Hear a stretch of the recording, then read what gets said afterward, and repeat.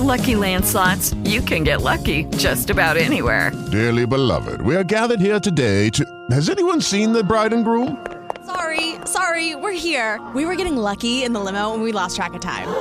No, Lucky Land Casino, with cash prizes that add up quicker than a guest registry.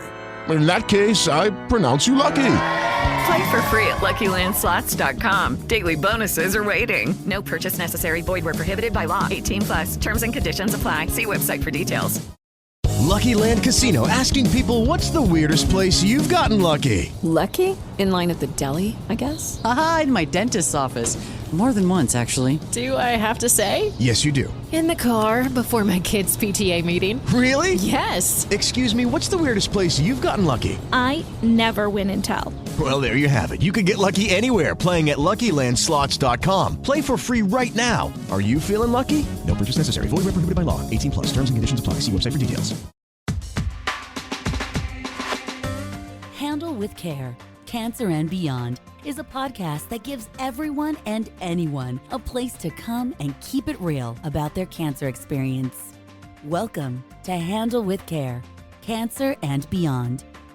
Hey everyone, what's going on? It's Chris Donovan here, the co-host and producer of Handle with Care, Cancer and Beyond. And today, Carrie and I get to chat with an amazing young woman named Andrea Paquette. She's president and co-founder of the Stigma Free Society and is also known as the Bipolar Babe.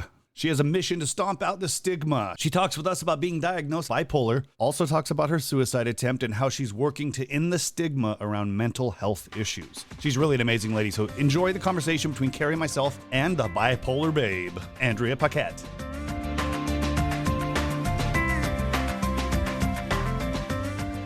So Andrea, how are you? I'm absolutely amazing on this Friday. How are you? Good. Thank you for joining us. Carrie, you can say hi now. Hey. Hello. Hey, girl. I'm so excited you're here. I'm so excited to be talking with you too. Yeah, now you've had a heck of a journey. If anybody's watched your YouTube video, they can get the Cliff Note version of it, but I'm sure there's a lot more behind it. But you've been dealing with mental illness since you were very young. Can you give us a little recap of when you first recognized it as a person? Yeah, I get this question a lot, and it's very interesting because when I look back when I was a child or my teenage years, I didn't really know anything was wrong. And I didn't feel like I was different or experienced anything that stood out to do with mental illness. When it was around the age of 25 years old, and that was when I experienced my first break with reality. I went into a major psychosis unknowingly, seeing things, hearing things, believing things that I didn't even know. I thought it was real. I thought the world around me was shaping in such a way that was magnificent, when really my brain was trailing into experiencing a very serious mental illness breakdown. So at 25, that was when things started to unravel. Wow. So psychosis, you hear that word often. And if you're not in that space, you don't really know what that is. So I think you just summed it up pretty well, but can you restate it again? Psychosis is... Yeah, psychosis is a state where people see things, believe things, hear things that are not there or real. And so that's the best way to describe it, I think, because sometimes it's so difficult to understand mental health definitions and jargon. So when we think of somebody who's in psychosis, they have lost touch with reality. And I feel like that's a good way to explain it. That really is. That really is. Now, your mother had similar problems when you were growing up. You said she kicked you out at 11th grade, I believe is what it was. Yeah, at the end of grade 11. Yeah. And then you went and lived with your boyfriend. Are you in touch with your mom still, or is there a relationship there? Again. Yeah, it's actually a very impactful and beautiful relationship. I'm really lucky. It took us about 1 year to heal what had happened. And I soon learned and accepted that it wasn't her fault. And when she did tell me to leave, and she was in a fit of anger, and she was in her own psychosis, and she didn't even really know what was happening around her. And even though it was very difficult to understand, because my understanding of bipolar disorder or any mental illness at the age of 17 was very limited. But I had grown up with my mom my whole life, and my mother was diagnosed at age 20. So I was 3 years old. What year was that, if you don't mind me asking? That's in the 80s. I was born in 77. I was born in 78. So I was going to say the same thing. We were close to the same age. When you're saying it's, at 17, you didn't really have anything about mental illness. Nobody talked about it at all. There was nothing. There was barely sex ed at that time. So mental illness wasn't on anybody's radar. So you having, very little information is more than most people, honestly. Yeah. So I can imagine once you got to an age where you really understood that you could go back and reflect back on how your mom behaved at certain times in your life and go, aha, right? Yeah, definitely. There's some pretty heavy stories. I think it's important to share because a lot of people go through these things. Mm-hmm. I just remember as a kid, mom was always kind, loving, amazing, the one who always had the whole neighborhood kids over and feed us all popsicles. And every memory of my mother as a child was very beautiful, but there were times when she would disappear for a few weeks because she would end up in the psych ward. And the family never talked about it. So I wouldn't even know where my mother really was, other than she was sick. The conversation was not had. And I don't blame my father. I often did in the past. Why didn't you tell me? I had this train of thought, but I realized he probably didn't have the words. And he didn't even know how to broach that subject with us, especially as children. Yeah. Absolutely. Especially since it's his wife. I mean, he's dealing with that on top of his children.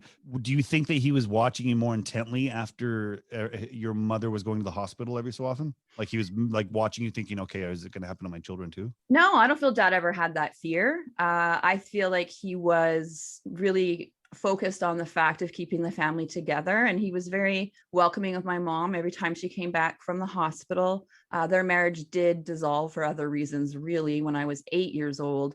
But some of those memories from childhood were pretty rough. Like my mom jumped out of a moving car and I was alerted by a babysitter when I was in the back of her yard that my mother had done this, and things were so blunt and with no care from some people. And I just felt as a child extremely confused and hurt and lost. I can imagine. Jeez. Yeah. That's rough. I mean, wow. I had recently had an episode of like an anxiety attack or a panic attack or whatever you want to call it. It wasn't fun by any means, and I've been kind of dealing with it for the last year and a half. COVID didn't help, of course, but I look back at the things I did to try to reach out. I went to the CEO of my company. I went to the president of my company. I went to the owner of the company. I walked in. I'm like, hey, I'm not feeling well, even to the point where I broke down in front of my CEO and was like, hey, I don't know what else to do. And it took a while till I got to that panic attack, but I did all the physical stuff I needed to do to make sure that my heart was good, my stomach was good, my blood was good, everything. I did all the tests, physicals. I was perfectly physically fine, but my brain just shut me down. Yeah. Do you have anything that you do to help yourself relax if you have too much anxiety or anything like that? I got to say, first and foremost, thank you for sharing your story, and that vulnerability I love that. And it's very admirable. And the fact that you had the courage to reach out at work. There's so much stigma when it comes to reaching out, and people are afraid internally and external judgment. As for relaxing, I know what a panic attack feels like when your blood rushes and your head is full of blood. It feels like rushing and you can't breathe. And it's really important for grounding. And one of the things that I have found so useful over the years is when I, for many years, had a psychiatric nurse, and she taught me many techniques.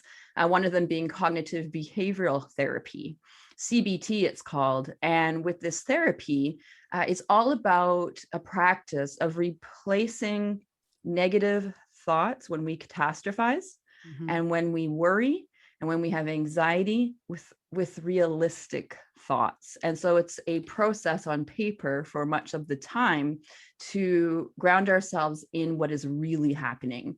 As well, meditation, Headspace, I love, is a great app. Yeah. I find that is so beneficial. If I'm feeling that angst and that anxiety, especially when I go to bed at night, grounding techniques around meditation are absolutely remarkable, and I recommend it for anyone.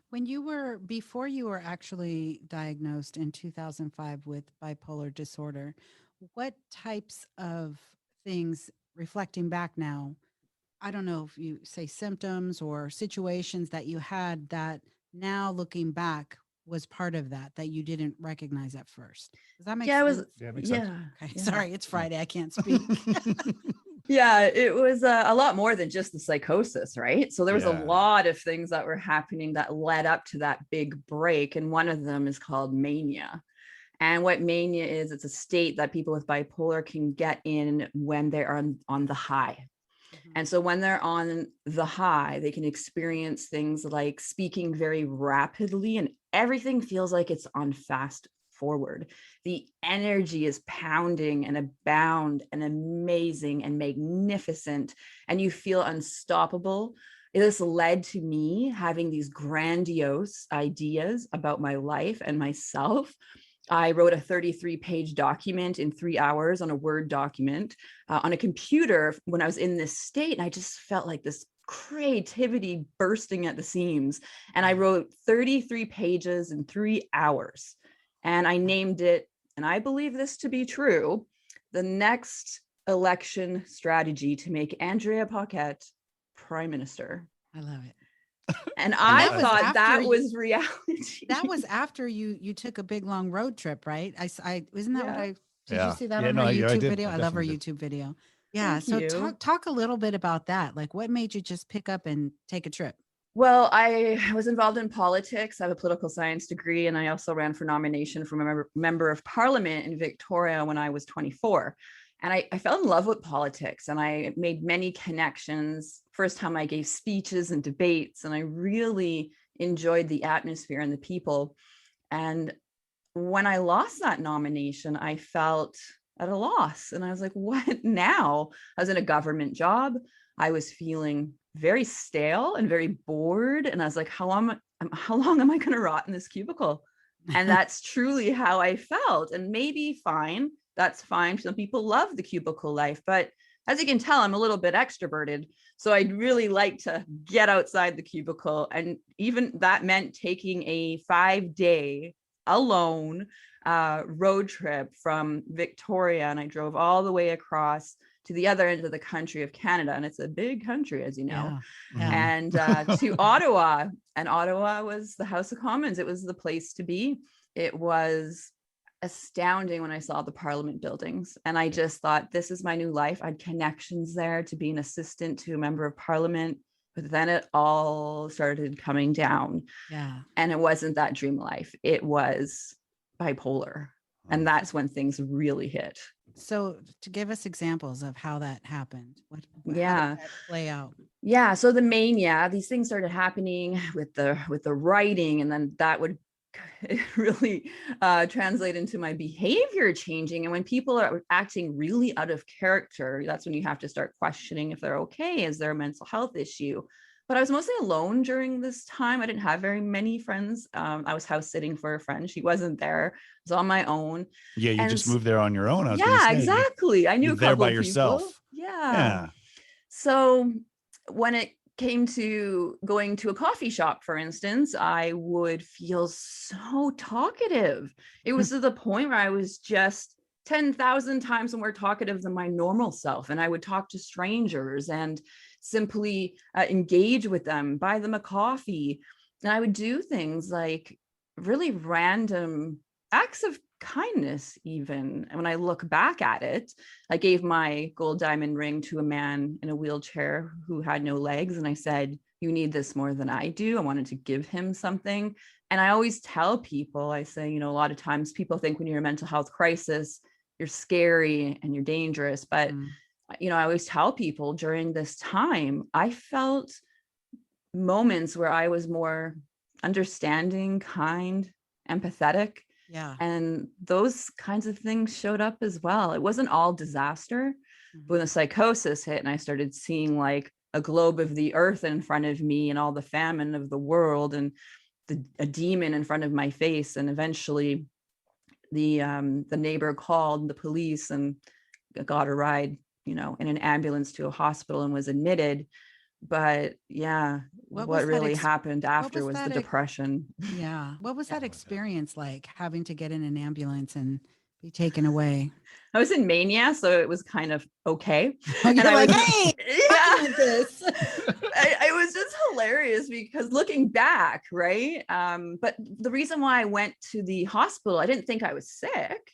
I was like, I'm not sick, but I'm afraid. And I was seeing all these things and I just didn't want to be alone. And so I took the advice of the officer and I went, and then yeah, in the ambulance, I just chatted up the attendants and was like, hey, how's your night going? And I could tell on their faces, like they really actually liked me. And so I can tell, like they seemed really engaged with me. And they were like, oh, good, you know, and having conversations. And do you want to sit here? And okay. And yeah, I just jumped out the back and headed into the psych ward. You're like, bye guys. I love her. Yeah. That would be me, right? Yeah, oh yeah, totally. Yeah. I'd be like, is my lip gloss good? I need to. Right? Can I get a picture? Can we take a selfie? Can we take a picture real quick before we go in? Wait, I got 5 minutes. I got 5 minutes. Okay, guys. Oh my gosh. I mean, being alone itself can be something enough to drive you crazy. And I say the word crazy. It's just really something that people are social animals. So COVID over the last year has put a lot of these kids and even adults, you know, stuck in their house for months at a time, not being able to talk to anyone. The kids are probably suffering from it more because they didn't get to go to school for a year. At least mine didn't. Yeah. Do you think that there's going to be more cases or more conversations about mental health coming up after COVID? Yeah, especially here in Canada, I know over the last 10 years, and I know it's budding very strongly in the States as well, the conversation about mental health, mental illness, the elimination of stigma, the importance of reaching out for help has really garnered traction over the last 10 years to start with. When I first shared my story of having bipolar in 2009, it was a really unique thing to do. And not many people were talking about mental illness. And a lot of people were actually really shocked that I was doing this. That you would talk about it like, oh, Yeah. you're so brave. Kind of like when I was in chemo and went out bald, right? I imagine people would have the same reaction like, oh, I can't believe you go out bald. I can imagine they would say to you, oh, you're so brave for sharing, which you are. Yeah. But how does that make Thank you you, feel? Okay, let's get there. Yeah. So how long were you in the hospital? Let me go back. Okay. When I was in Ottawa and when I went out, you know, walked away from that ambulance, that really fun ride, and I headed in, I always remember this nurse coming up to me like 4 or 5 hours later. There was a couple friends who did end up coming to the hospital, like my roommate, and they were convincing the medical professionals that I needed to stay. You're like, don't let her get released.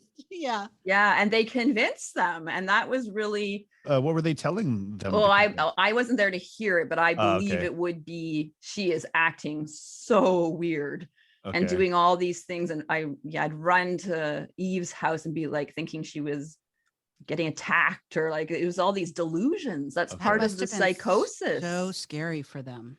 Yeah, because they're like, what's going on with you? Because these people care about you and you're having all of these delusions. So you're obviously not in a safe place. Do you remember? And they don't know what everything? to do. Do you remember everything? Yeah, very well. Yeah. So I was in the hospital for a month. Wow. Yeah. And then that hospital became my home because unfortunately, my roommates, they were afraid of my situation and of me. And yeah, they stigmatized me. They took away my key and I needed to find a place to live. And it wasn't easy. It was through the grace of God that I was able to find a new home with $400 that was given to me from the government. And I managed to look up one place that was negotiable rent. And yeah, I ended up getting my place to live, but I was starting from nothing. I did not have a penny in my bank account. So the first thing I had to do was get a serving job because that was always my fallback. Government and, you know, working in that capacity has always been traditional in my life at that point. But this was my opportunity to, get back on my feet. Yeah. Let me ask you this. What was it like being in the hospital for that month? Was it them medicating and getting you stable and then giving you coping skills, or what does that look like? It was so strange when I look back, the medical system over 17, 18 years ago, or whatever it is now, what went on during that time. Yeah. For me, I ended up meeting a really great psychiatrist. They did medicate me. It took about 2 weeks to bring me back to reality in some semblance. But like we would do these things like a lot of arts and crafts and drawing and things that are calming, I suppose. There was no therapy given. Okay. There was supposedly some groups going on, but I didn't really know about them. It felt more like a place for the throwaways of society, because it wasn't just people with mental illness. It was people who couldn't speak English and they were immigrants from Ethiopia. And then there was the lady who had no place to live and was the woman who would beg for change while we were in the, line up for the club at night when we would go dancing. And then it would be somebody with addiction and no place to go. So it was very, very interesting. I wrote a lot during that time because it was, a lot of us were just lost. Yeah. So how did you end up getting back on your feet? Well, once I got that $400 and met Heather, I went to her house. I still had my car, which was, thank goodness, and barely any gas. And when I did meet her, I told her the truth. And I just said, this is my situation. I'm in the hospital right now. I went through a breakdown but I'm doing and feeling a lot better. And this was a good 3.5 weeks already into the hospital. My discharge date was soon. And she looked at me after talking to me for a good hour, said, I think you'd make a great roommate. And I want to give you a chance. And to this day, she's an angel. If that hadn't had happened, I don't know what would have happened to me. Yeah. So I ended up, serving food at Boston Pizza and working at a diner, serving and trying to get back to who I was. But I felt like I was a new person and I didn't like who I was. Now, I've served tables before and I've been in the restaurant business before all this. Do you feel like, because that's a very social job and I really enjoyed the hell out of it because I was a stand-up comedian and I'm very animated and all that stuff. So, and I'm a smart ass. Carrie can attest to that. That he is. But I had fun doing it because I got to mess around with people and I got to have fun with people. Do you feel like that helped you because you felt like you needed that? You said you were going into coffee shops, buying people random coffee. You gave that one guy your rings to talk to him and felt like he needed it more. Do you think that serving tables and talking to people a lot during that time helped? Definitely not, because I wasn't stable. And I fought for 11 years to get the right dosage and cocktail of medications. Okay. So I was experiencing new symptoms because of these medications that I was on that were supposed to help me balance out, but I didn't realize that can take a really long time. I didn't have the luxury of being able to sit back and relax and try to take everything in. It was a scramble to survive. So one of the medications I was on, but not taking into account, blaming it all on the meds. That's what I did, but I just had a full mental breakdown. Right. So it felt like my brain was almost damaged. And all of a sudden I started getting these weird feelings like, I don't know, when people talk about smoking marijuana as an example and feeling that high and that paranoia and gross, and some people like it, but there's that other end of the spectrum. And I felt that times a million, and I'd walk in and have to work like that. Oh yeah, that's bad. So there was no fun. There was paranoia and just trying to get through the day. And they say that a lot of medications to help stabilize can actually have, like every medication for everything, right, can have adverse effects and can cause suicidal thoughts and so on and so forth. Did you ever get to a point where you were suicidal? Definitely. That was the worst of it. When I left Ottawa, I tried to recover and go back home, and I saved enough money working those jobs in that horrible state, but I thought maybe there's still hope. And so I drove across the country again for those 6 days straight, but it was dark, desolate. It wasn't enjoyable. It wasn't that beautiful journey that I had taken to get there. It was like the absolute opposite. So when I got back into Victoria, I tried to rebuild, get work. I couldn't function. It just got to the point where I couldn't even grocery shop for myself. Everything seemed so unattainable and strange and overwhelming. Taking a shower in the day, I'd be lucky if I could even do that. And I also always tell people, like, if I did make something to eat, it's like, I can't taste my food. like, not only was my food bland and stale, my whole life and the outlook and the pain I was feeling was unbearable. And for me, I didn't want to die. And a lot of people say this who attempt. I wanted the pain to stop. I had enough. And so one of my, very well written resumes, I flip it over. I couldn't even write a suicide note. I was too sick. And so, I, just took a bunch of pills, and I was really lucky. A friend found me. And if she didn't, I don't think I'd be here today. An ambulance came. I remember nothing. And all I know is that when I woke up in the hospital in the ICU, I thought, why did you have to save me? Okay. What age were you when this happened? At that point, I was 25. I was pretty much only 6 months after I was initially diagnosed. This all happened very quickly. Okay. Well, it's kind of like a whirlwind, Yeah, definitely. And I'm so happy that things, have changed over the years. But I look back during that time, I just don't understand how it got so hopeless. And that was the catalyst eventually, many years later, to want to, share that, because there had to be some meaning in it. Like, why did that happen? Yeah. So let's talk about everything that you're doing now and where you are now, because we could talk to you for hours. We'll probably have you back to talk more yes, about we will. mental health. Yeah. I think we really do need to, because I love everything you do. The way that we met was we both received a grant for our work in our respective areas. Mine was for the CARE project. It was my first grant, really. Like a $5,000 grant, I think it Awesome. was. And so we got flown into Dallas, Texas, and we were at a conference, and we met there backstage before we went out, and we just started kind of following each other. And then that's how I kind of know her. But talk about your work now and how you're doing. Yeah. So with my work now, many, many years later, I just have to mention, though, I ended up going to South Korea for 2 years. So after that second hospitalization and that suicide attempt, when I got out of the hospital a month later, I had to heal and get away. But when I came back after those 2 years, I created a brand. And I decided, funny enough, that I wanted a t-shirt that read Bipolar Babe.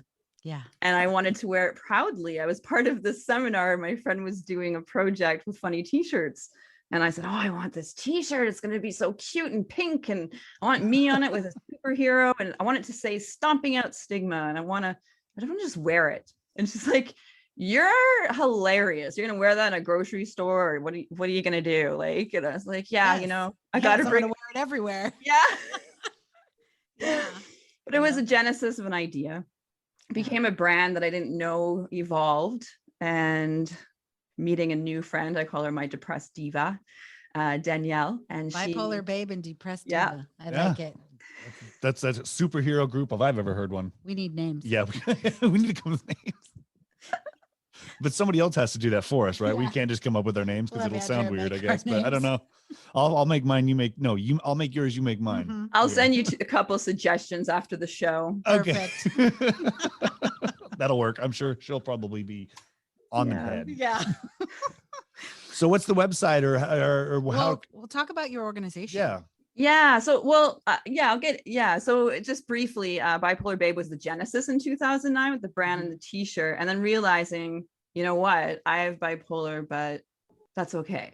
Yeah. And finally came to that realization. And today I am president and co-founder of the Stigma Free Society. I did found the Bipolar Disorder Society of British Columbia here in Canada in 2010 as original founder with a board of directors.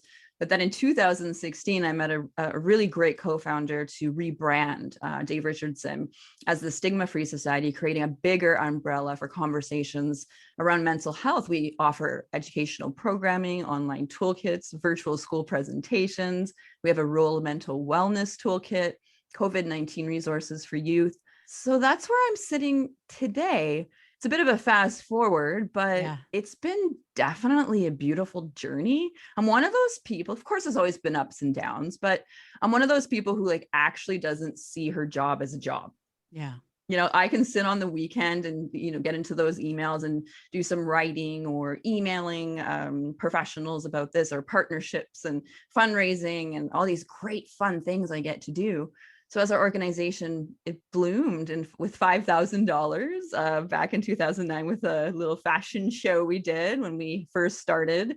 And today we're at $500,000. So it's like just it's just amazing that it's become like this organization. It's this robust charity that's just going on up, That's amazing. Congratulations. That's so That's amazing. incredible. That's incredible. Oh, and the website, so I can go check it out. I know, because we're all we're over here like stuck on stupid right now. Like, that's incredible. What is the website? You went through Yeah, it's very easy. Yeah, stigmafreesociety.com.